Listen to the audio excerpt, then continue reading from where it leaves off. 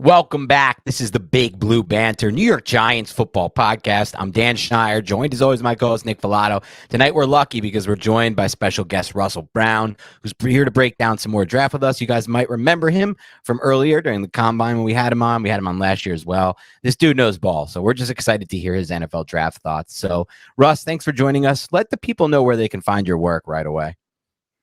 Yeah, you can find it at Russ NFL Draft on Twitter. You can find written stuff at the Lions Wire or at fantasypros.com. A lot of draft stuff is at Fantasy Pros. A lot of Lions-centric stuff is Lions Wire. But always appreciate you guys bringing me on. Had a lot of fun when we did it, last month, and really looking forward to this month. So thanks for having me. Yeah, congrats again on Fantasy Pros. That was awesome to see. Yeah, no, thanks, man. It's been a ride, but we're just chipping away one step at a time. So, just if anybody out there is feeling like a little underwhelmed or whatever, just keep chipping and keep your head down and keep grinding. It's good advice. It's great advice. Russ, I think we should start maybe a little bit of 30,000 foot view here. Just the draft holistically. I feel like the narrative around the draft, and from everything that I've seen, it does kind of check out. There's not a lot of blue chip talent here with this draft. Like you got Will Anderson, I guess you could throw CJ Stroud in there, Bryce Young, obviously Jalen Carter with all this off the field issue, but there's not a lot of blue chip type of guys. And I just kind of wanted to ask you this. I know it doesn't pertain to the Giants, but the Lions are sitting there picking in top 10. So Russ is a big Lions fan. So with the top 10 pick in a draft that doesn't necessarily have that blue chip type of talent, what direction do you want the Lions to go and why? Man, it's a great question, but I'm probably the worst person to answer it because for the first time in my life, and I'm not being arrogant or anything, but I don't feel like I'd be upset with whatever they did. But that's just a fan in me. Realistically, I think they're going to go defensively. I think it's going to be either a corner. Devin Witherspoon from Illinois checks a lot of boxes for what they're looking for in that type of position and really what they're looking for in just that type of player. You're talking about a physical player. He's a bit of an outlier at 181 pounds, but he had his personal workout, AKA pro day, his own pro day, where he ran a 4.4 40, kind of in that range of sub 4.45. But he's a very impressive corner for his close ability, the physicality that he plays with. It's something that just screams Dan Campbell whenever you watch him play. But if they didn't go Devin Witherspoon, I think it's just simply because at corner, they value a guy like Christian Gonzalez probably a little bit more. They've kind of had that connection to the Pac-12 and the West Coast with Brad Holmes before. They've taken Penei Sewell. They've taken other guys from the Pac-12. Christian Gonzalez, obviously from Oregon. He's my top-ranked corner. And just going back a few years, I get super giddy thinking about guys like Jaire Alexander, who – Nick, you and I, we probably had conversations back in the day about just, when we first started doing this stuff. You look back at Patrick Surtain II, like those are guys that I got really excited about for the position last year. Sauce Gardner, same thing here with Christian Gonzalez. Like there's so much to like with a 6'1", 197-pound corner where he's just super fluid with his lower half. He can flip his hips. He runs in stride with his receivers. I think his skill set really is a player who's only 20 years old. He's only going to get better. So I think he's going to be a guy that makes a lot of sense for them. So I really took the scenic route there just because, again, I love talking this stuff. I love those specific players. I think it's Witherspoon or Gonzalez, potentially a trade down. I can get into a trade down scenario if you'd like. And really the one that would be the home run is Will Anderson if he ends up falling there. Speaking on kind of more of that 30,000 foot view, now that you've kind of had your chance to look at the entire class as a whole, evaluate it, really get a good feel for the scope of it. A lot of fans always ask us when they're building their mocks, like, do I take this player here at position X, knowing there will be options at position X in round 3, 4, 5, things like that? What would you consider to be the deepest positions in this class? And what would you consider to be the shallowest positions in this class? I think the deepest is corner and edge rusher. I mean, just looking at my board in total, I have 13 edge rushers with, third round grades or better in the top 100 at corner. I got 14 corners there with third round grades or better. So I think at corner or edge, you're going to find some players. And again, my my top 100 varies from the consensus. Like, for example, just for wide receiver, Tank Dell from Houston, not in my top 100 because I didn't watch him. So you're going to find a lot of guys that maybe the consensus watch that I haven't watched because, life's a thing and those types of things. Yeah. But, it's just one of those things. But I look at those two positions and I just feel like within the first 3 rounds, you can find tons of quality players from, the Zach Harrisons from Ohio State at edge to obviously Anderson and Tyree Wilson. You get into Miles Murphy, who I think is the most underrated player in the draft, the most overlooked player in this draft, who kind of resembles Rashawn Gary from a few years ago when he came out of Michigan, who ended up going like 15th or 16th to the Green Bay Packers, which was really surprising when that happened. So I think it'd be the same thing this year for him. But I think those are the 2 deepest. I think the more shallow part of the class is, there's a lot of pick your flavor guys, but really wide receiver. I don't think it's a great wide receiver group. We've got a lot of slot receivers in this draft. I love Josh Downs. He's a dog. I think he's a top 35 player in this draft. And I think there's a chance he could be a back-end first rounder if a team like Buffalo or New Orleans or even like Kansas City wanted to take him. And I'm not being, rich or too sexy there. I think that's a realistic option. But we're talking about a lot of 5'9", $170, $175 players. Even my top receiver, Jordan Addison. He's 5'11", $173. And he's not overly explosive or anything like that. So there's a couple of interesting guys like Cedric Tillman. I'm really intrigued with. I like Jaden Reed as a 3rd round pick, but I'm probably biased because I kind of went to school there. But at the same time, I think there's some quality guys, but at the same time, I don't feel like there's that alpha at the wide receiver position that we've seen in years past, like, Jamar Chase, CeeDee Lamb and stuff like that. I don't feel that connection to this wide receiver class as maybe some others do. Neither do we. I don't want to speak for Dan, but we've talked enough about this. There is no Jamar Chase, Jalen Waddle, Devonta Smith. I look back at some of those draft classes, Russ, and I'm like, how the hell were there that many, like 5, 6, 7 deep, like you are a number 1 receiver on a team, to the point where we have teams like the Dolphins right now who have Jalen Waddle and freaking Tyreek Hill. Like we have teams with like 2 number 1s. And I look at the Giants, and the Giants don't really have a true number 1. Your number 1 is Darren Waller. He's a tight end. And if I could ask you your opinions on this tight end class, and as a Detroit Lions fan as well, you guys kind of have a history of taking round 1 type of tight ends. Who are your favorite tight ends in this draft class? And do you know the Giants landscape well? I don't want to put you on the spot. Yeah. Daniel Bellinger and Darren Waller, I don't see it as being a huge need for them, but not saying they won't, not saying they won't take a stab at it in the 3rd, 4th, or 5th round. I think in the 1st round, it's pretty unlikely that they're going to end up with Dalton Kincaid or Michael Mayer or anything like that. Just, simply speaking, because it doesn't make sense. And there's a chance both those guys could be off the board. they are that talented. Michael Mayer's, especially, he's super consistent. Across the board for what he's able to do at, 6'5", 249.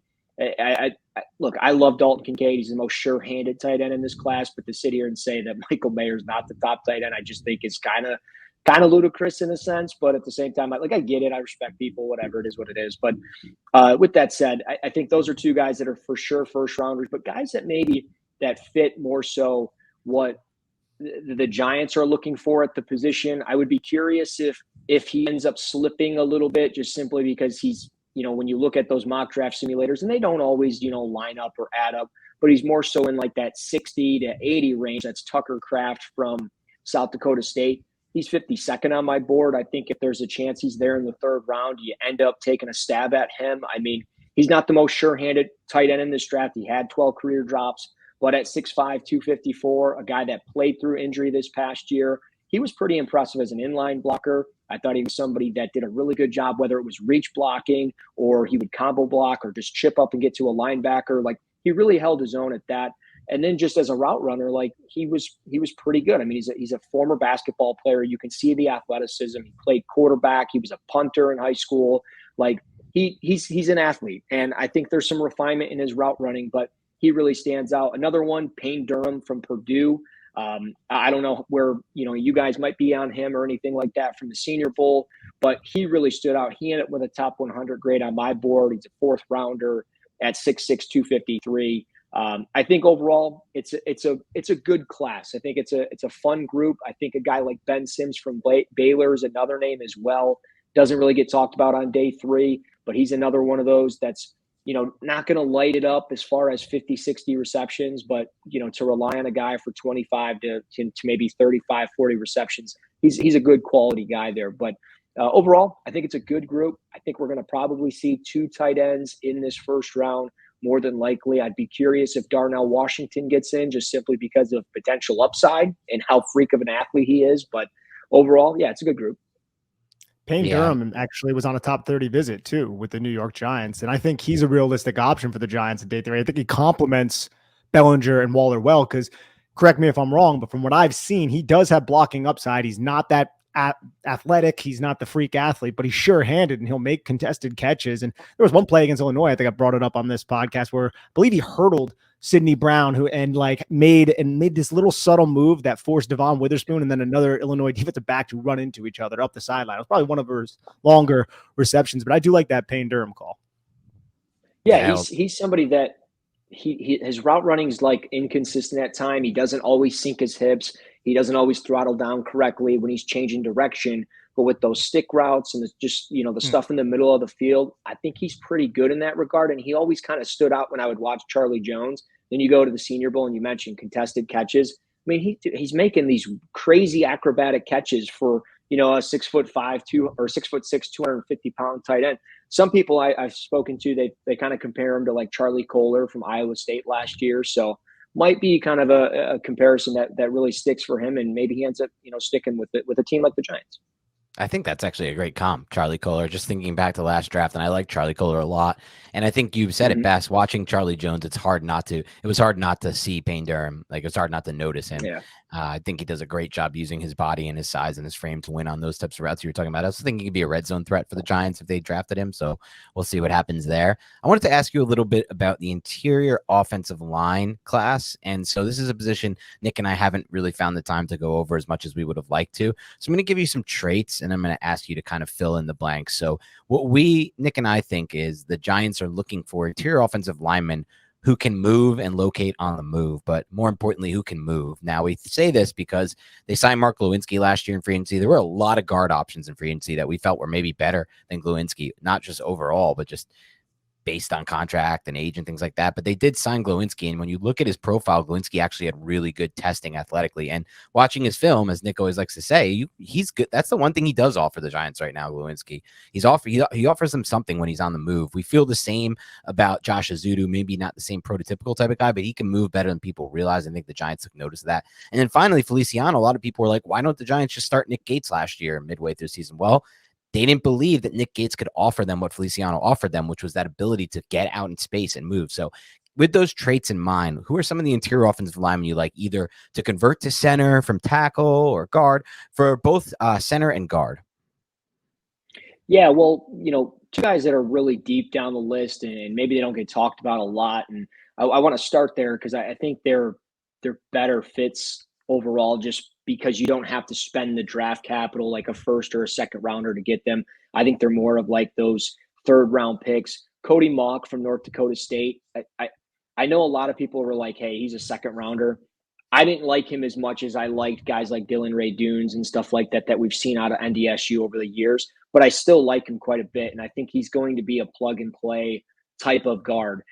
Again, not as good as Cordell Volson from last year. That was one of my guys, but I like Mauch, and I think he's somebody that has guard tackle flexibility. He's physical. Like you mentioned, you want a guy that can kind of get out in space, get up to the second level. And when he latches onto a defender at the second level, I mean, he's got bad intentions, and it's just driving them into the stands. It's driving them into the dirt. He's got great grip strength, and he's a tough kid. I mean, he started 39 games for the Bison. He hasn't had an easy road, in college by any means. That COVID season, they had to play in the spring.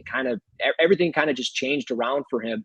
But he's a fun player. He's got his head on his shoulders. He's an ass kicker. He's a football player. You're going to take him, and you should get some quality starts out of him. The other one, Emil Ekiyor Jr. from Alabama, a player that I fell in love with when he was a freshman, and he just kind of never became that guy. But he's got almost 34-inch arms at 6'2", 314. And I thought as somebody that was as experienced as him, we'd talk about him a little bit more.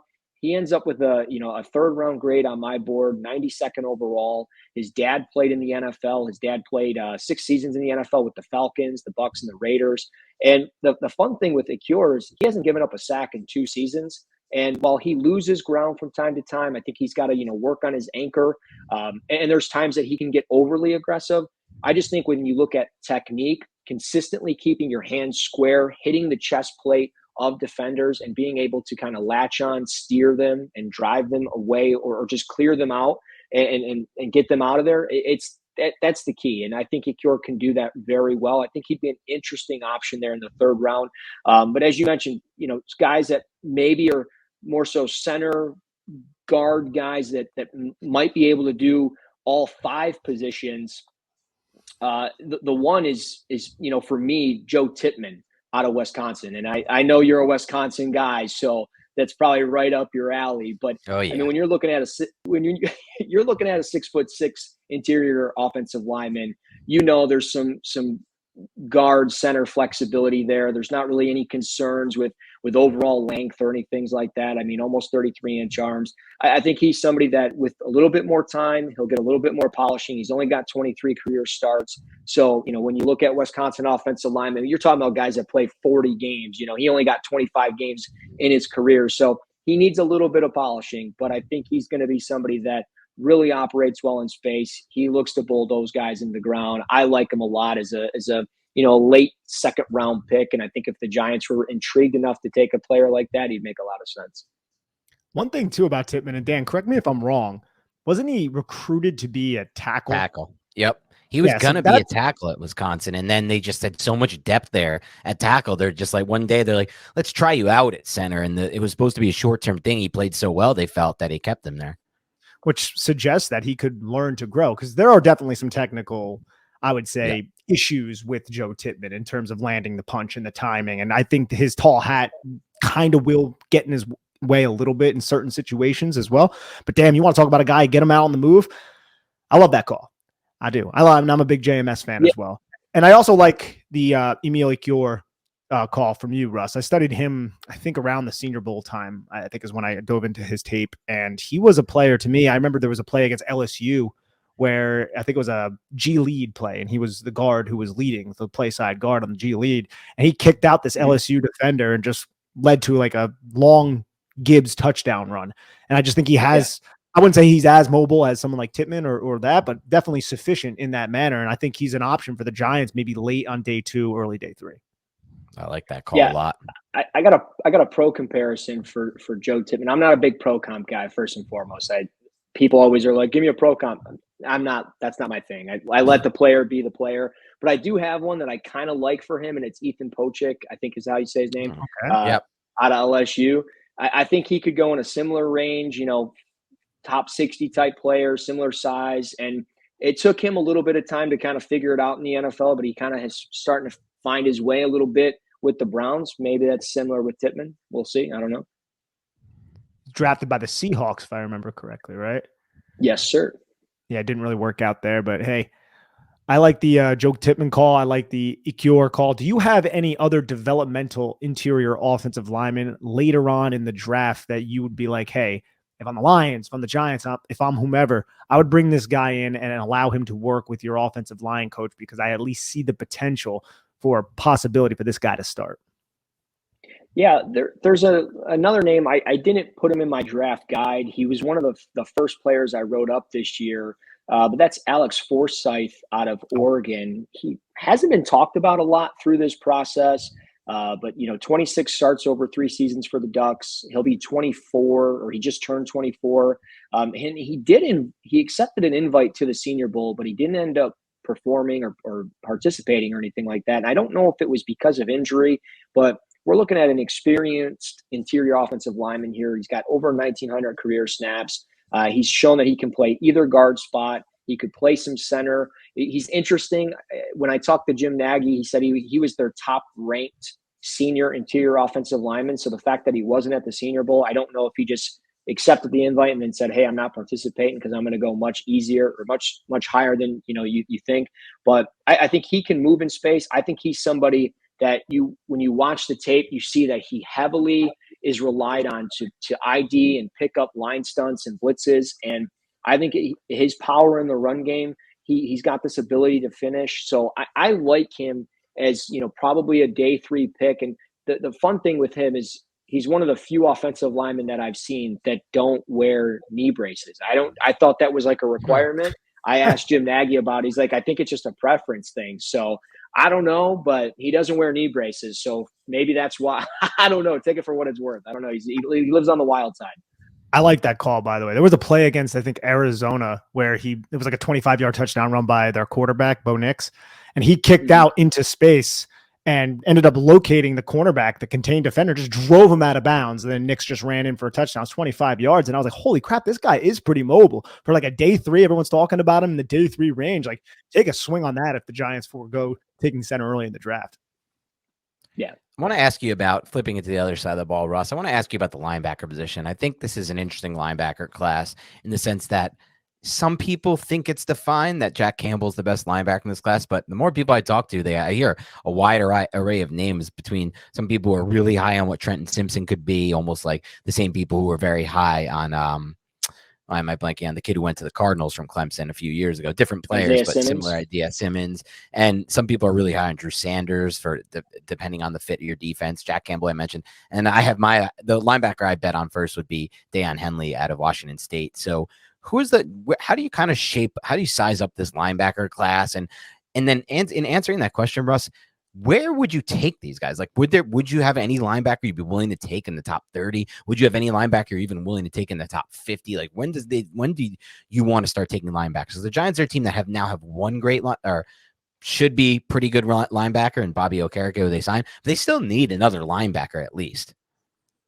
Yeah, I think it's similar to like the wide receivers, right? Like there's not really a dog in this class. Like we've kind of been spoiled in previous drafts, whether it was, the year of Roquan Smith or Tremaine Edmonds, Leighton Vander Esch's, those types of players. And I like Trenton Simpson personally. He's my top ranked linebacker. It's very close between him and Jack Campbell. Simpson is 34th on my board, but he's somebody that, everything I've came across and some people I've spoke with is like, great character, great leadership skills. And then you put on the tape and he's a guy that, he scrapes over the top of consistency. He can read and react quickly. I love the versatility to his game. And while some people might not like it because it kind of hurt him at times, he wore multiple hats and he never was really able to hone in on one specific, job or skill. You're asking a potential Mike backer to do multiple things. And I thought he showed that he could do it. So I think he's somebody that,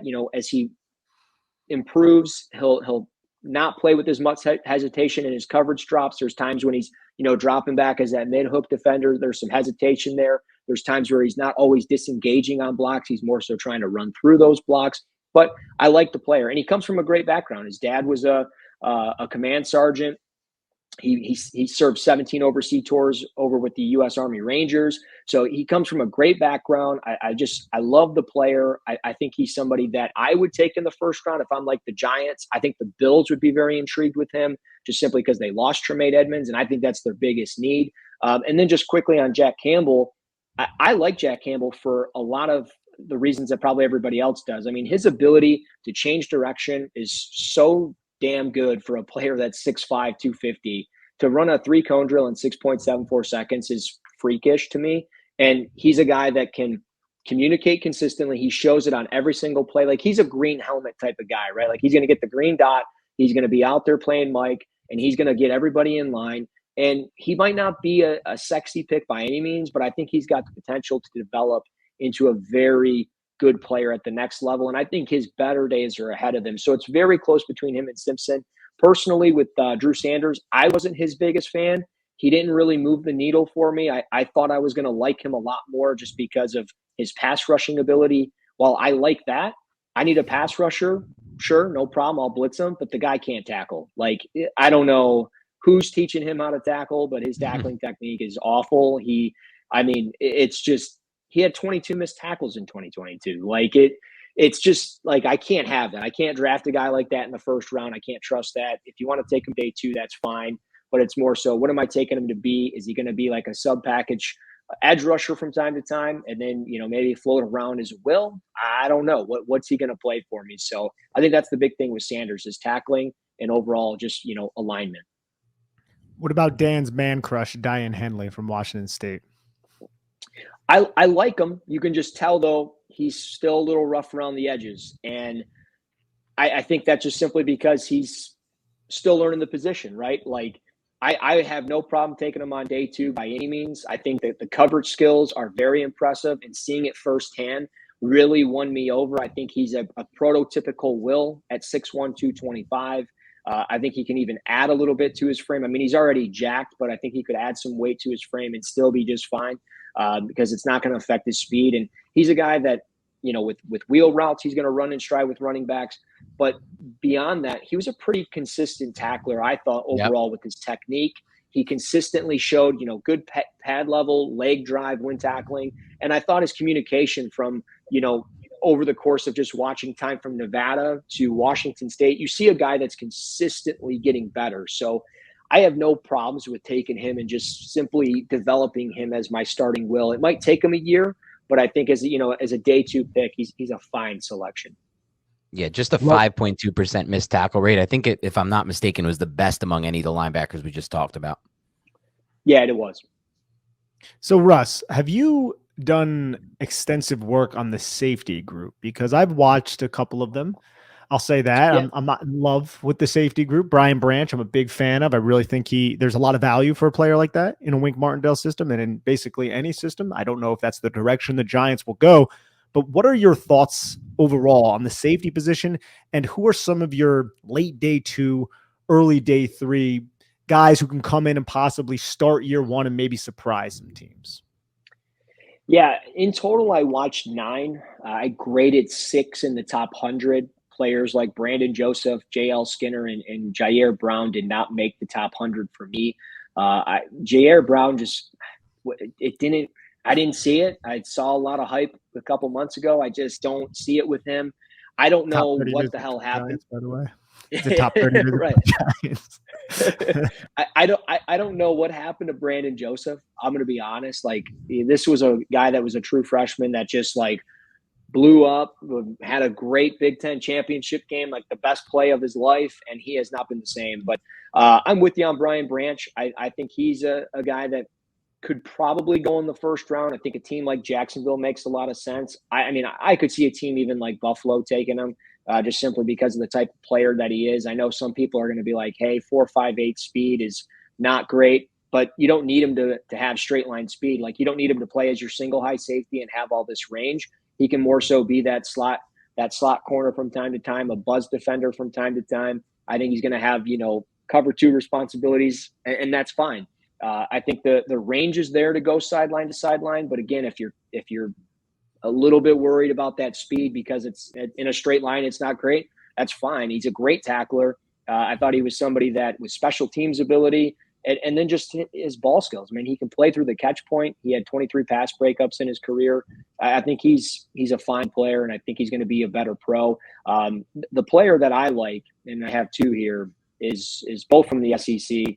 Chris Smith from Georgia and Jordan Battle from Alabama. Starting with Chris Smith, super smart guy. Talking to him at the Senior Bowl, we looked at a play with Tennessee, and I might have even talked about this on the last time I was on, where there's a play against Tennessee, and he's matched up against Jalen Hyatt, essentially covering the slot because he's kind of got, free safety responsibilities. At times he's more of like that buzz defender. I think he's going to more so play cover 2 overhang role type stuff in the NFL. But talking back to him, there was a play, it was like play 4 in the game, and he ends up jumping a hitch route like perfectly and making a sure tackle, and it's 3rd down. He stops the play, and Hyatt's a guy, you get the ball in his hands, you know what's going to happen. Oh, yeah. So then 10 plays later, he gets beat on like a double move, and I go back and I'm like, hey, were you expecting that same route that happened 10 plays earlier? And he's like, I was. I thought he was going to run some type of option route, and he burned me. And he's like, I lost. It's fine. And just like getting to talk to a guy like that, having those instincts and the knowledge of, hey, I didn't do this play right, I'll figure it out. He's a smart player. I think, people, again, straight line speed, the safeties, not a single safety in this class did any favors with 40-yard dash times, but that's fine. I don't need my safety to run a fast 40. I need this guy to come up, make tackles, and kind of be the last straw for my defense, right? Like the last measure of defense. So I think Christopher Smith can do that. He can play a variety of roles. And then Jordan Battle out of Alabama. I think if he would have been at the Senior Bowl, we would have talked about him a lot more. I think he's somebody that, he can improve his pursuit angles at the next level. His speed obviously is going to get tested from time to time, but he did run a 4.55. And I think he's somebody, though, whether he's a single high safety, whether he's a bus defender as well, he comes up, man, and he's physical. And I think when he's playing down in the box, he can be used as a blitzer. He just always stood out when I watched Brian Branch, when I watched anybody from Alabama. Jordan Battle just always stood out. Jordan Battle is somebody that I'm looking forward to focusing on a little bit more, because when I was watching Alabama, I was much more oriented towards Brian Branch. You brought up JL Skinner, and I got to say something about JL Skinner, and I want to say something about Christopher Smith, but JL Skinner has to be one of the most awkwardly looking safeties I've seen out there. Like, that guy is so freakishly like long and high cut with the skinniest freaking legs. It's pretty freaking wild to see him. And then one little observation on Christopher Smith. So for whatever reason, I was watching Georgia against Kent State, and I watched Chris Smith, and this was such like a deterrent to me, because it seems like he's going to be a player I'm going to like, because he's very cerebral, he's smart, he's in position a lot, a little bit undersized, but I can work with that. But I watched a running back named Marquez Cooper, who I think is transferring away from Kent State, steal this man's soul at about the 15-yard line, just ran right through this guy's face. And I was like, wait, that's the player everybody's talking about? Because this was early on in the draft process. And then I never went back to his tape after that. So you're suggesting I should give him another chance? That might have been just an anomalous play. Yeah, no, you should definitely give it another chance. There's, if I'm not mistaken, it's the Missouri game.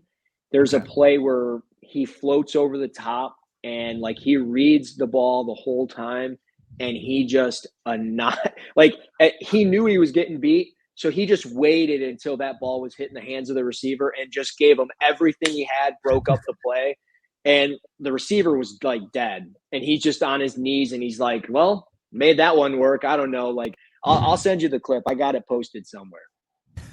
Awesome. I want to talk a little corners with you now, Russ. So Nick and I did a pre-draft podcast where we ranked the Giants' needs heading into the draft, and we both have cornerback as our top need. And for me, and I think it was the case for Nick as well, a tier ahead of any other position. I know a lot of Giants fans aren't really considering it this way, but I hate to break it to you guys. In today's NFL, you need a lot of corners on your roster who are capable. I think you need 4 to 5 at minimum because of injuries to that position. It's a very injury-prone position, and teams are often running 3 guys out there at receiver for most of the snaps, the vast majority. Sometimes now they're running 4, but typically 3, and sometimes it's 3 receivers and a move tight end. And now you need to really have 4 defensive backs on the field, maybe one being a safety who can who can hold up there. The Giants currently have Cordell Flott, Aaron Robinson, Amanio, who you know, and obviously Dory Jackson at corner.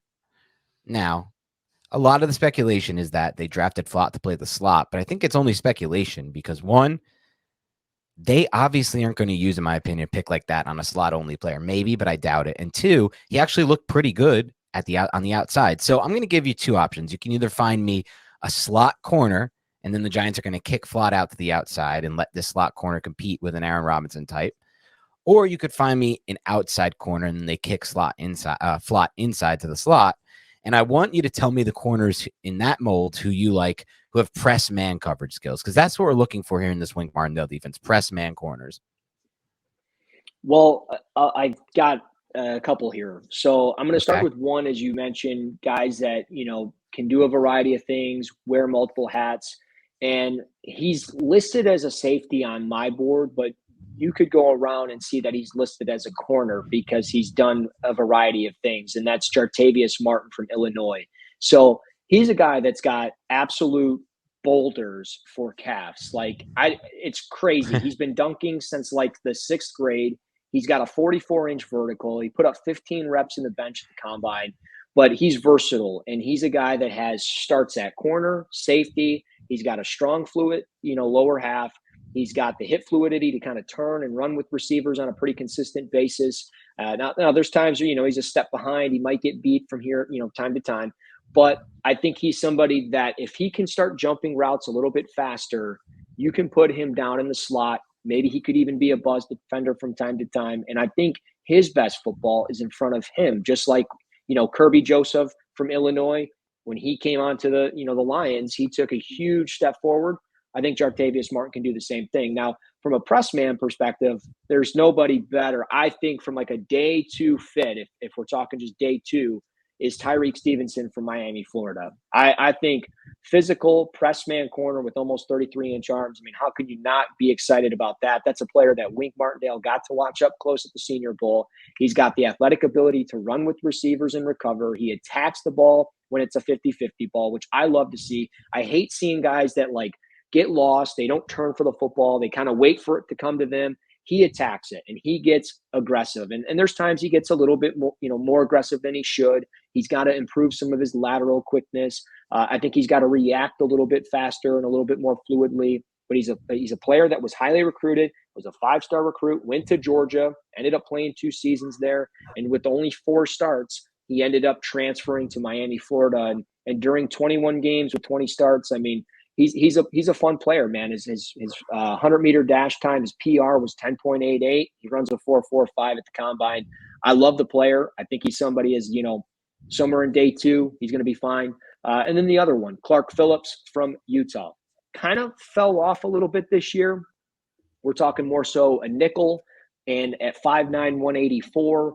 I think there's much to be desired because of his ball skills. 9 career interceptions, 24 pass deflections. He's a smart player. He understands his landmarks and zone coverage. I think he can play man coverage. He's shown it on the outside. I think he's best suited probably inside to do those man coverage roles.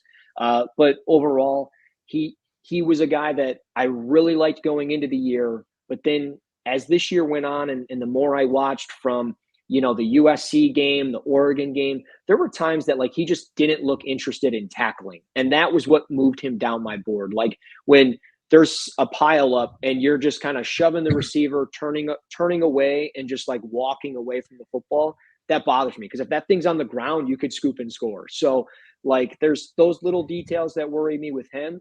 But I think he's a player from a coverage standpoint and the ball skills, getting the football into his hands. He makes a ton of sense, especially for a team like the Giants with Wink Martindale.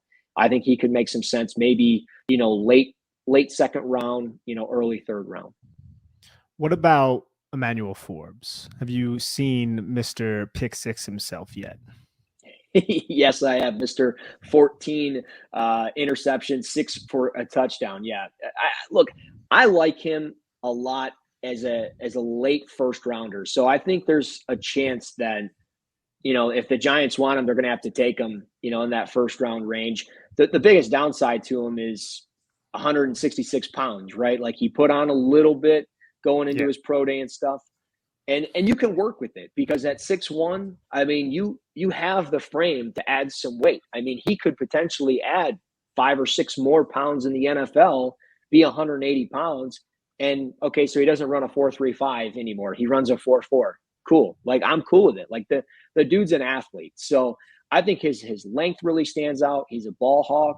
I think he would make a lot of sense. And it wouldn't surprise me if he ends up going in that 1st round. Teams like the Bengals and the Eagles have done a bunch of work on him. And I could even see, and in my mock draft 2.0, Eric DaCosta of the Ravens talks about needing picks. He wants more picks. It makes sense. He doesn't have a second.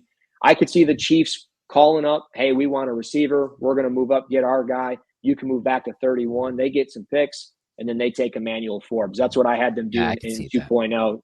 So it kind of screams Baltimore Ravens to me. But I would love him in the Giants. I'm all for it. I like that call a lot. I think he's going to be a 1st round pick too. I think people are starting to catch on to that. I just think the ability to take the football away and just the traits, you watch the film, I get it. He's not the strongest, but I also don't think it afflicted him as much as other cornerbacks who were being discussed around that area. And I'm not saying that he's just going to, press DK Metcalf into the sidelines or anything like that, but I don't feel like it really affected him that much. But before we go on to something else, I have to ask you about another cornerback that's not in this draft, and that is Amanio. What was your overall opinions on him? Be candid. Okay, because Dan and I have already talked about it. You don't know our opinions on him, but take the floor. Yeah, Amanio, look, he came out of, I don't want to say left field because I knew about him. I can't remember my specific like grade or anything like that when he was coming out of Penn State. But when he goes to the Lions, I'm like, okay, I'm glad they added him. I'm pumped about it. And then he ends up taking that big step forward. He leads the team in interceptions. And I'm like, awesome. Like this dude is legit. We got a number 2 corner finally. Jeff Okuda is going to start coming around. And then he just fell off. And like he doesn't read and react quick enough. He doesn't play with enough patience. Guys like Forbes, they're patient. They anticipate routes. He kind of gets, I feel like, lost in space at times. Now, maybe it's a better fit with Wink and with the Giants, but I don't know, man. I feel like to see a guy go like this and then just kind of fall off the way he did, it's like almost like Russell Wilson at quarterback. It's like, I don't know if I can really trust this guy moving forward. Now, maybe it works out, maybe it continues, but I mean, I'd be definitely curious to see what you guys think as far as, do you think he's going to continue to progress, or is he more of like that just depth piece for your defense? I personally, and I don't want to speak for Dan, I don't want him starting this year. Like if he's starting, that's a big issue for a multitude of reasons. A, the Giants didn't make a high investment in cornerback more than likely in this draft class, and he beat Cordell Flott out for that job unless Cordell usurps Darnay Holmes in the slot. But I don't think Amanio gives you the best chance starting outside because of the things you were talking about, the lack of patience, the lack of discipline.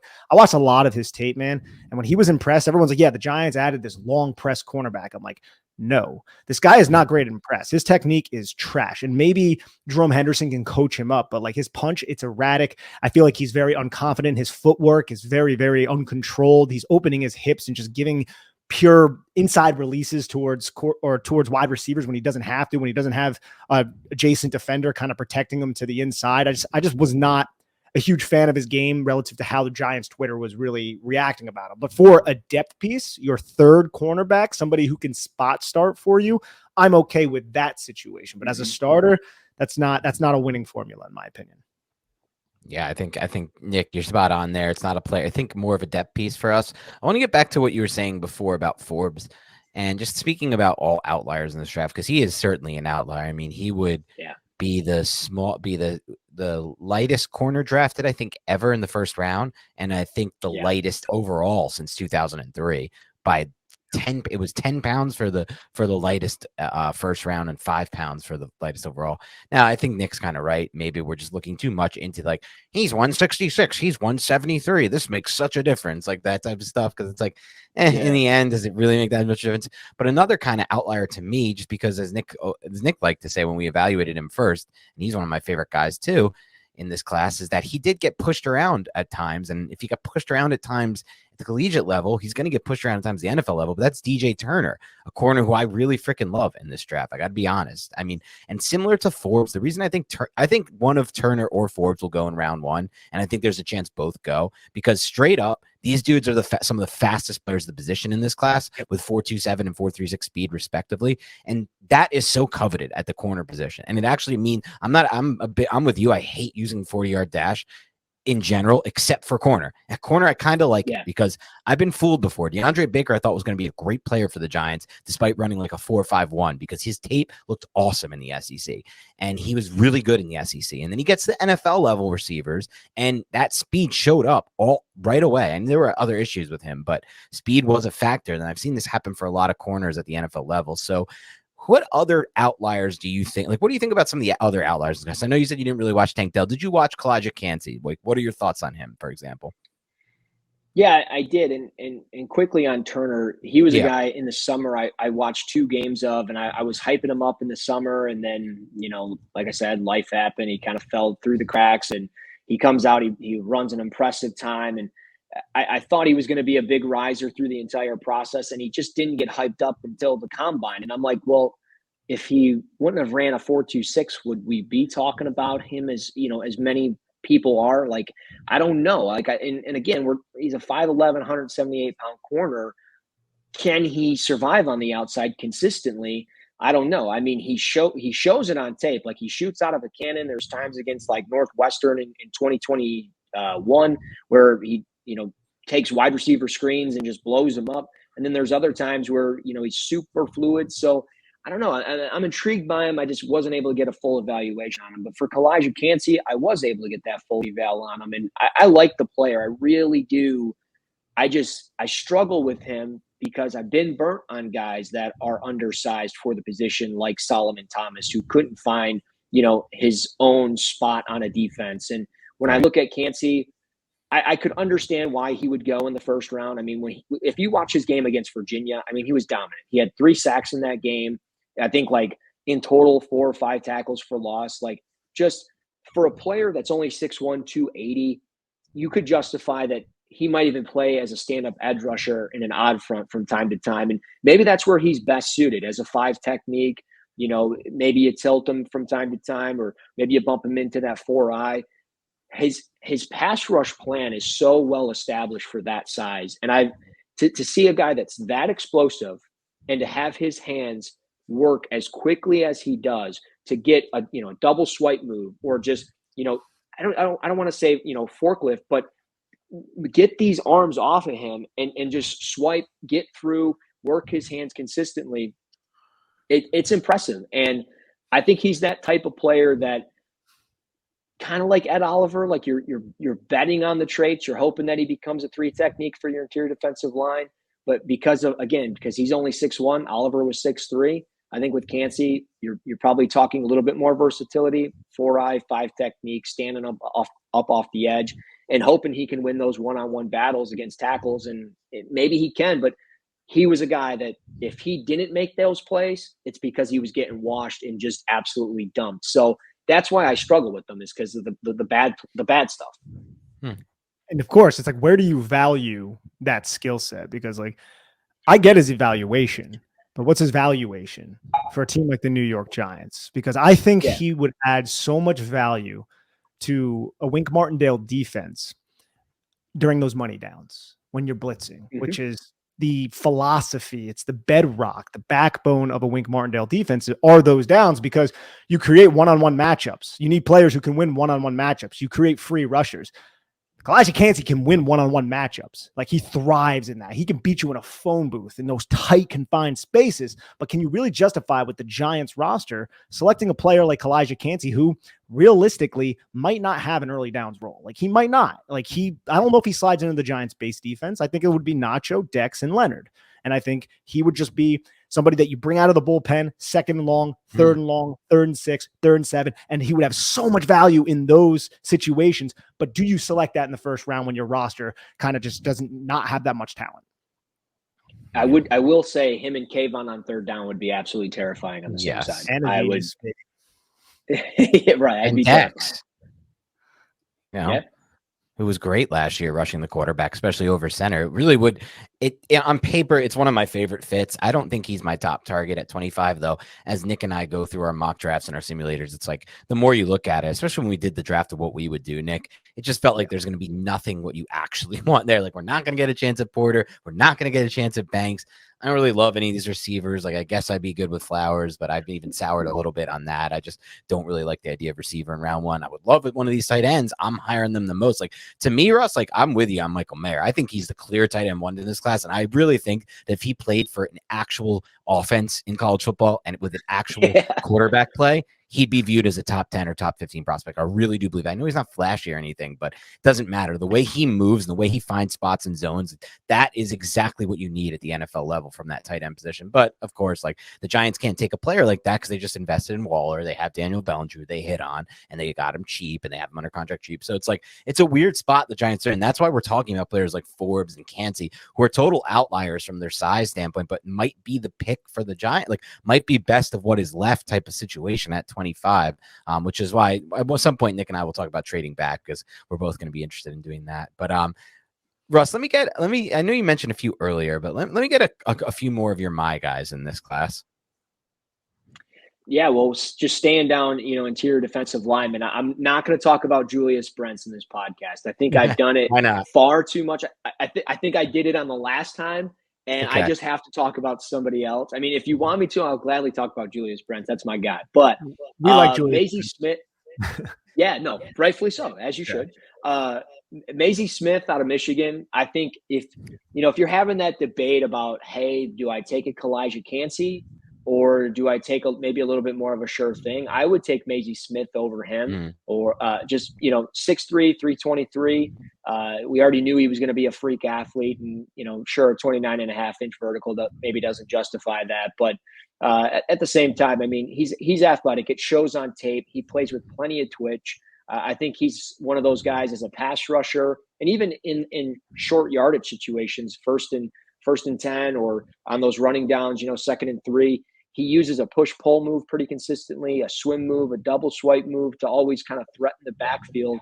And he's powerful, and he's got flexible hips, and it allows him to bend and change direction and really bully interior offensive linemen into the backfield. And like, there's times you watch him against Purdue and he's dealing with an initial block. He engages, he kind of push pulls, disengages, then he swims over the next guy, and he ends up flipping his hips and running with the running back laterally down the line of scrimmage and makes the tackle. And it's one of those guys that I thought, we would have been talking about him more in the first round, like as a top 25 pick, maybe even as a lock. And we just haven't through this process yet. And maybe I'm just blind. Maybe his tape's not as good as I think, or maybe there's some of the off the field stuff. He had a misdemeanor gun charge back in October. He was pulled over for speeding, and he was found with concealing a weapon without a license. So there could be those types of things. But if you're looking for a guy to play from the A gap to the B gap, from a 0 to a 4-eye, I think Smith makes a lot of sense. And then the other guy, got to do it. Another Wisconsin guy, Keanu Benton, the dude's a stud. I mean, he's just an absolute stud as a 3 technique. There's a lot of explosiveness to his game. He's got that great first step. He's got a strong lower half. He understands how to play with leverage. That comes from his wrestling background. He was a guy that, qualified for state championship twice, lost both times, but he ended up with a overall record as a wrestler at 127-8, which is ridiculous. And, through his last 2 years, he was, as a junior, he was 48-2. And as a senior, he was 44-2. And the players he's losing to are guys that are going to play on at Navy and stuff like that. So it's like you're playing against some really tough dudes, and that are just built different. So he's a great dude. Getting to talk to him at the Senior Bowl, I thought he was somebody that can really hold his own against different types of blocks, from whether it's in that gap scheme or reach blocks. And I think it's just a plug and play 3 technique. I think back to last year, Devontae Wyatt and Kenny Clark from years ago. He kind of fits into that mold. He's not necessarily there as those types of players, but I think the potential could very well be there when you look at just athletic profile and some of his styles of plays.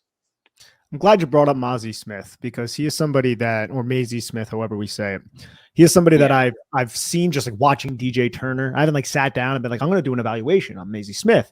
But every time I see him, I'm like, damn, I think he's like number 58 or something. Like 58's over there, just kind of like finding his way through double teams and quicker hands. When he anticipates the snap, I think it was a play against Maryland. It was like a 3rd and 1 or something. And he anticipated the guard blocking down on him on his own concept. And he just threw the guy to the ground, was in the backfield, and made a tackle right at the line of scrimmage. And I'm just like, holy crap, man. Like, this guy's pretty quick for a player of his size. And you're right, his testing doesn't necessarily back that up. But I'm glad you mentioned him, just because I don't think we've really discussed him all that often on this podcast, Dan. Yeah, I thought that was a great pick as well. All right. Any other my guys or any other final draft thoughts before we do a fun exercise with you to close this out, Russ? My guys. Or anything you want to get off your chest. Let's do this actually too, Dan. I got to ask you this, bro. Like, why the hell have you not watched Tank Dell yet? Like, just trust me, bro. Like, go and watch him. You'll have a lot of fun. Like, I think you would enjoy his tape. You might not think it's translatable to the NFL because he's like really freaking small, but dude, he's a fun player to watch. Yeah. And I think that was the thing, is when I saw his size, I just instantly thought back to some of the drafts that we've seen in the past, and I'm completely blanking on those players' names. Not necessarily like Sky Moore, but the kid that went to the Rams, Tutu Atwell. Yeah. And I like think back to those drafts, and I'm like, those guys never moved the needle for me. I don't know if this guy's going to do it. And I'm like, I got 100 players I'm trying to get to.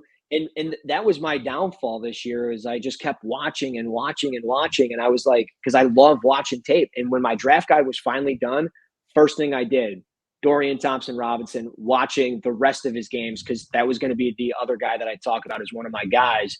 But yeah, I couldn't get to his tape just because I would have never got this project done. And with the draft a week away, it just never would have happened. But to talk about Dorian Thompson Robinson real quick as one of my guys, I thought, as we saw him over the course of his career, he was a guy that just always felt like he was supposed to be like this as a player, and he kind of flatlined, but he really took a step forward, I thought, in 2022.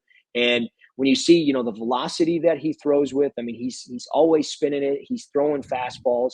I thought the thing that stood out most as a passer was his ability to work through progressions. When you go and watch his game against, whether it's Oregon or Washington, he's working through progressions pretty consistently. And then you see the immobility. I mean, he takes some shots, he takes some unnecessary hits, but he's a guy that mobility to extend plays beyond the pocket and have that threat in the red zone, it makes a difference. And I think there's going to be a smart GM, a smart coach, Kyle Shanahan, that takes a player like that and he ends up playing when Brock Purdy's arm falls off or something like that. But I think DTR's a fun player. He's a 4th, 5th round pick, but he's going to be a fun day 3 pick that maybe in a couple of years we look at. And then lastly, Tyler Steen. I got to end with the trenches. Offensive tackle from Alabama. Yeah, he might be more of a guard. I don't know, but he's got almost 33-inch arms and he's 6'6". I'm going to give him a try. I'm just going to do my best. But 31 reps in the bench. His anchor gets tested a lot. I don't know if that's more so core strength problems or just still figuring it out. I mean, he played at Vanderbilt. He was good, but not great. Really started, and he's a former defensive tackle, by the way. So then he flips over to the offensive side of the football. So he's still kind of figuring it out. But to see this guy consistently cement his feet into the ground, he's strong. He can work with line stunts and blitzes. His hands are heavy. Like, he's going to be a guard or tackle, and I think he's going to be a player that we look back in the 3rd round and go, how did this guy make it to 70? And how is this guy playing on Sunday Night Football as good as he is for 6 or 7, 8 years? I think he's going to be that type of player. I love that call, Tyler Steen. He's someone who I just started watching or was put onto recently, and I just think you put him at guard. I know you said he could play. I think he could play tackle, but if you put him at guard, you potentially have one of the better tackle to guard converts in this whole class. Yeah. Why do I feel like the Green Bay Packers always find players like that? I know that must strike home for you right there, Russ, but it does seem like they do that. They always take my guys. They always do it every year. Devontae Wyatt, Kenny Clark. I mean, the list just goes on. Elgin Jenkins, I really wanted in that class. I thought he was such a surefire prospect. I had a 1st-round grade on him, and they got him too. I think they got him like 42 or something like that. They also have Royce Newman too, the kid from Ole Miss. Zach Tom from Wake Forest last year, like solid Zach Tom too. I did. And he was a little bit limited in terms of his size, but holy crap, he could get his hands on you. You're just he had a good first year too for them. He played a pretty good first year. Yeah. So they took Eric Stokes, Jair Alexander, all my guys, man. Just all my guys.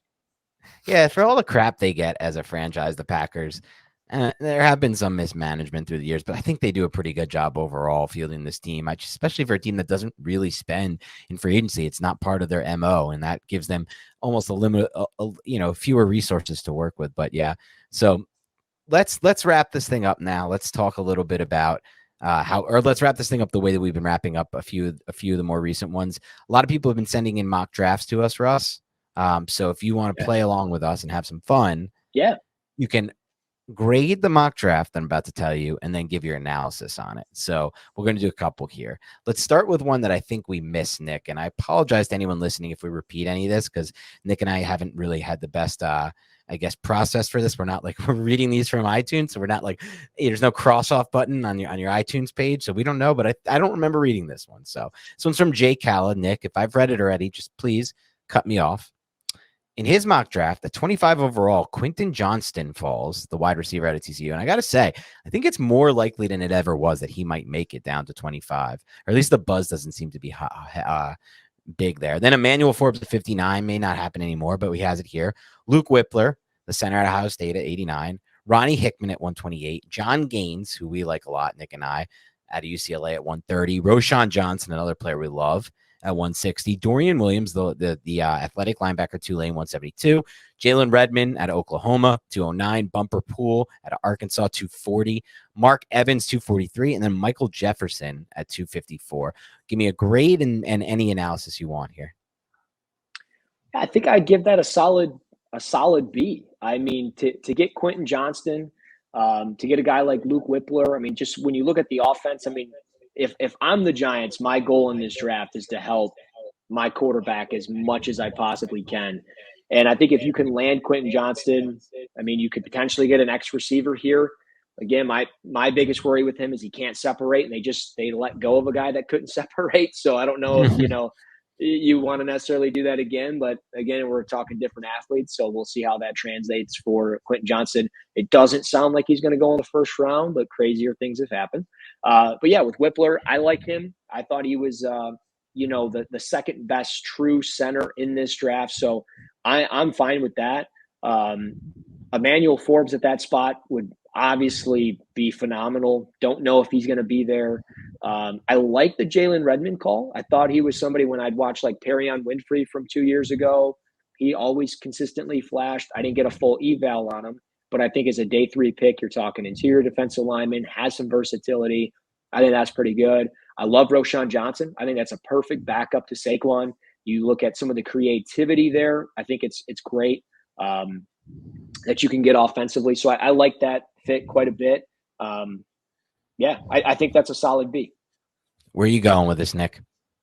I'm going to give it a nice, strong B+, I think. I love the Emmanuel Forbes at 59. I feel like mock drafts haven't caught up to the fact that he might go before that, but I could still understand it. You're 166 pounds, 59. That's not too unreasonable to imagine. Quentin Johnston, look, like if he fell to 25, I have my reservations about him, similar to Russ, similar to basically everybody. I feel like now who is talking about the draft. I felt like it was pretty evident throughout his film, though, so I don't know where the top 10 buzz ever came from when it came to Quentin Johnston. But okay, you add a playmaking wide receiver who might be able to do unique things. Hopefully Dable and Kafka can find a way to maximize him. Luke Whippler, like that at 89. Ronnie Hickman, is that a little bit early? Doubling up on Buckeyes. Maybe this guy's from Ohio. Not going to knock it. John Gaines, 130, great athlete, just probably not ready to play right now with all the technical flaws, but I do love his athletic ability. Get him out into space with him and Josh Azudu. That'd be a lot of fun. Roschon Johnson, possibly an heir to Saquon Barkley, depending on what happens with that entire situation. I love Dorian Williams at this point. And then a guy named Bumper Pool. I mean, that's a really cool name to be selecting. And that's probably the only reason this guy clicked it.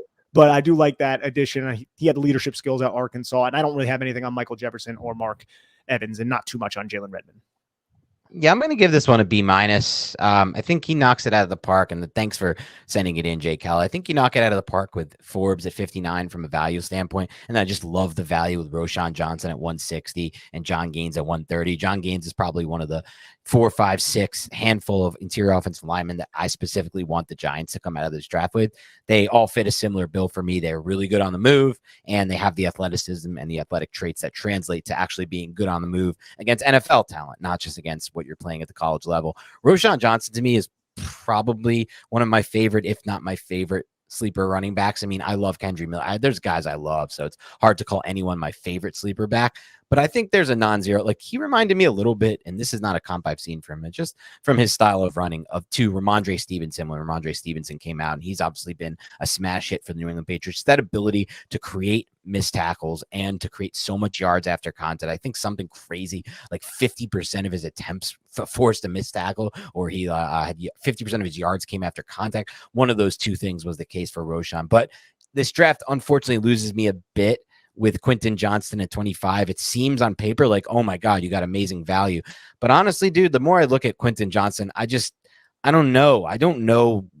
Like, I don't know if I see the path. I don't like his ability to cut and on the in-breaking routes like the digs. The 3-cone was disastrous, man. Just disastrous for a wide receiver. The speed wasn't what people like. He has stride length, so his 4.51 speed is better than it looks because of the stride length, but that's like his, he just looks the part to me more than is the part with Quentin Johnston. He's just not a player I would want for the Giants at 25. And then Luke Whippler is just not one of the centers that I'm specifically targeting in this draft. I don't like his fit for what we're doing. So I still got to give it a B- because there's some great value picks in Forbes at 59. But I'm going B- on this one. Let's do one more if you don't mind, Russ. Yeah. And this one's from Kenny Ciardello.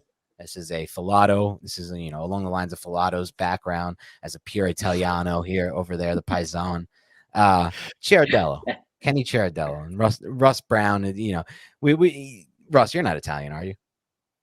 No, I'm not even. I couldn't imagine that Russell Brown was Italian, but you never know. I would love to be. I listen to Italian mafia stuff all the time, but I got nothing for you. Everyone would love to be Italian, is what I've come to learn, myself especially included in that. But this is just a 3-round mock from Kenny, and Kenny's going to go with Forbes at 25 overall, John Michael Schmitz at 57, and then Tajay Spears, the running back out of Tulane, at 89. Yeah, Russ, you can go first. Yeah, B plus. I mean, Emmanuel Forbes, I'm fine with it. Like we talked about earlier, I think he kind of fits what they're looking for as that potential press man corner. But then you just talk about the ball hawk ability that he has. He's got the ball skills with 6 interceptions for touchdown in his career. John Michael Schmitz, I think, is the best pure center in this draft. I think his ability to reach from playing center to get to a 4-eye, it's just so impressive. The snap to step quickness is impressive as well.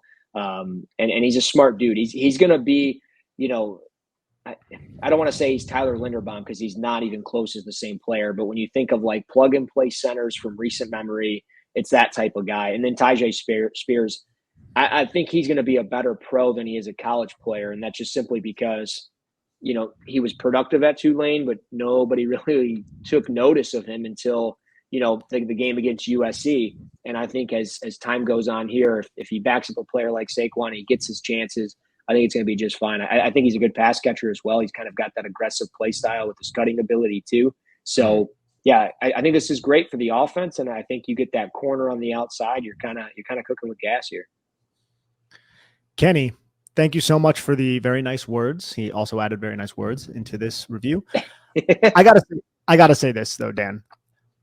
Emmanuel Forbes and John Michael Schmitz, I would be perfectly fine with that takeaway from day 1 to day 2. And you could insert whichever direction. Look, I don't want the Giants to take a center at 25, but if they take Emmanuel Forbes at 25 and then John Michael Schmitz is sitting there at 57, I think that's a win. Like, I think that is a very, very good start. And I like Tajay Spears. I also like this running back draft class. So can you get better value a little bit later? I'd like to know who else was available at 89, but I would be disingenuous if I didn't say, Tajay Spears is a top 89 player for me. So should I be upset? So it really just comes down to value there. But because of that, I'm going to give it an A-, but I don't know who else was still on this board. I really like this though. And I would be happy with Emmanuel Forbes and John Michael Schmitz with the first 2 picks. I think for me, it's closer to B-. I will go with a B here. So for me, I like John Michael Schmitz around 257 overall, but it's about the range where I have him. If I'm just looking at the class as a whole, I think he's no better than like the 50th best overall prospect to bet on in this class. To me, there's still some limitations with betting on someone like John Michael Schmitz. He's 24 years old, and he's really, in my opinion, only going to play center. Maybe you think you can move him to guard. I guess it's possible. It depends on who the Giant, it depends on what Bobby Johnson thinks in that regard. But I really think he's playing this onesie center position, and I don't really see him as like this all-pro, elite level type of guy, like a Creed Humphrey or even, like you mentioned, Linderbaum, who I think had much better athleticism and movement skills. So to me, that's about a 50th to 60th overall player. I think Giants fans will be excited about it because they want a center, but I get less excited about it because it's just a center and it's not, in my opinion, a guy who can be like dominant next level. I think you're right. He's going to be great. He's going to step right in and play similar like career style, like have, a long tenure here. But to me, that's about average. And then Forbes at 25 is also about average for me. But what brings this one up for me is just the fact that you get Tajay Spears here. I know some people will say, look, you can get a running back later. And I know some people will say, is any running back really great value at 89 overall? I think Tajay Spears is a great value at 89 overall. I think he's one of the 50 or 60 best prospects in this class overall. I just think what he can bring to an offense is great. And like you said, there's untapped potential in the pass game. I really love how violently he gets north and south. And I just love how tacklers shake off his legs. Like, you just look at this guy and you think one thing about him. Like, you think he's the speed only back, like an A-chain. You think you're going to watch another A-chain. You're not watching that. You're watching a guy who's really got it all except for the size. So that's my take on that one. Dan hates JMS. I don't hate JMS. Don't put that out there. I said I'd be happy with him. I'd be fine with him at 57. Look, I have him about like the 50th to 55th best type of prospect in this class, so that's fine at 57. I'm just not over the moon taking any kind of like center in this type of class. There's a lot of acronyms, and you got JSN, you got JMS, you got DTR. But you don't, there's known for Bryce Ford Wheaton. Like, I don't see BFW. Like, I guess that just doesn't roll off the tongue as well. I want to say one weird Cyrus thing. Torrance is an OCT, but yeah. One weird thing about DTR, because I forgot to say this when you were talking DTR before, Russ, and I just want to get either of your takes on this. When it comes to DTR, and then it's Anthony Richardson as well. I find the weirdest thing about these two players is whenever I talk to fans of those teams, one of my best friends is a UCLA fan, die hard, and then I have a few guys I work with, coworkers who are diehard Florida fans. They hate these quarterbacks. They think they suck. All the Florida fans I've talked to literally think Anthony Richardson is going to be a bust. And then the one fan I talked to about DTR is just like, no, dude, no. Like I see, like, and I'm with you, Russ. I watch him and I'm like, this is somebody I would definitely gamble on if I'm an NFL GM on day 3 at quarterback. He has all the traits I want, and he has like the old Bill Parcells thing where like you want to look for quarterbacks who have started a lot of games and played a lot of meaningful snaps because more so than anything else, reps is extremely important at quarterback. And you talk to this dude who follows UCLA a lot closer than I do, and they're like, nah, dude, trust me, no. So I think it's weird. Maybe it's the expectation thing, like you were mentioning before. Like this was the idea that DTR was going to get to here, and he kind of always stayed here. But it just is odd to me with Richardson and DTR how like the fans don't really support them as much as I would expect them to. I feel like the Richardson one is a fun not a fun conversation, but it's unique in the sense that like Dan Mullen was the head coach and they just didn't use him. And then they tried, what was the quarterback's name who was there last year? They started him over Richardson. And Richardson has really, I don't even think he has 500 passing attempts in his career. Right. Like, he does not have snaps, but you just bet on the traits. Like Russ, just before we get out of here, we're going to go soon. Since the Lions do pick high, and since I guess you guys could be considered in the quarterback market, if they went the Anthony Richardson route, how would you feel? No, I'm fine with it. I mean, I think it complicates things. And to before I get into that, to answer Dan's question about it, like I think too, the fandom kind of gets in the way. Like Dan, you're not a fan of either team, so you look at it from the football side of things, and like you're seeing him work through progressions. Richardson navigates the pocket very well for a player that's inexperienced as he is. The average fan doesn't do that. Like when I watch Michigan State, sure, I put football into mine, but when I'm watching it and they start losing, I get mad and I want that player bench because my fandom takes over. So it's one of those types of things, right? And we're all guilty of it. I'm sure you guys do it with the Giants, and fans out there do the same thing. So but with the Lions, if they took AR at 6, I think it's fine. I mean, it makes sense. There's some uncertainty there with Jared Goff. I mean, he took a big step forward this year. He's played pretty well considering, everything with, a new system, different types of weapons. Didn't really have much 2 years ago. They obviously put a little bit more around him, and they're still trying to do that. So I think he's done well with the circumstances. But when you're looking at the future, you're talking about Super Bowl or bust. And can Jared Goff get you to the Super Bowl? We don't know. Anthony Richardson might be able to do that. So, I'm fine with it. Again, I'm perfectly fine with pretty much anything they do, unless they took like a receiver at 6, just simply because I think it's too rich. If they took a receiver at 18, I'm cool with it. Receiver or tight end at 6, I don't know, but we'll see. I think it's defense, but I don't know. We'll see. It's the most chill, relaxed Russell Brown I've ever seen less than 2 weeks before a draft. Dude, I'm telling you, it's the weirdest thing because it's just like we've had a good free agency, and I think it's because in my heart I feel like we're going corner, and just through talking and kind of getting connected, it just feels like corner. And when you look at how they've structured things in the past, like this year they're going corner because they have nobody beyond this year. A week before the draft or 2 weeks before they draft, they trade away Jeff Okudah. And it's like, you didn't need to do that, but you did. You got an extra lottery ticket for day 3 of the draft. And, Emmanuel Mosley is on a 1-year deal. Prove it. If it works, cool. Cam Sutton is essentially a 2-year deal because you can opt out of it. Sure, it's 3 years in structure, but you can opt out of that. So you don't really have much beyond this year. And we know that corner takes a year or so to really develop. Right. and get to the next level. So I think Witherspoon or Gonzalez make just so much sense, unless they love Deontay Banks and they take him at 6, which would just shock the world. But it's possible. I think he's, one of the 15 best players in the draft. I agree with that take a lot Oh, on yeah. Banks. So thank you so much for joining us again, Russell. This was awesome as usual. Tons of great takes. We went on for over an hour. We didn't plan that, but we just did. That's what happens when we talk draft with Russ. So one more time before we get out of here, let the people know where they can find your work and where they can follow your work. Yeah, you can find me on Twitter at Russ NFL Draft. My draft guide will drop on Wednesday. It'll be posted on there. We're working on some stuff with Fantasy Pros on how to kind of promote it and not make it like the draft guide, because Fantasy Pros does their own draft guide, but because I kind of came on late in the process within this draft cycle, we're finding a way to kind of make it work for me, for my work and that. But it'll be free to download. If you're feeling like, hey, I got to give this guy some money, please don't ask for my Venmo or PayPal. Just please click the 2 charities that will be linked in there. It'll be Wounded Warriors Wounded Warrior Project, which is, giving back to veterans and things like that.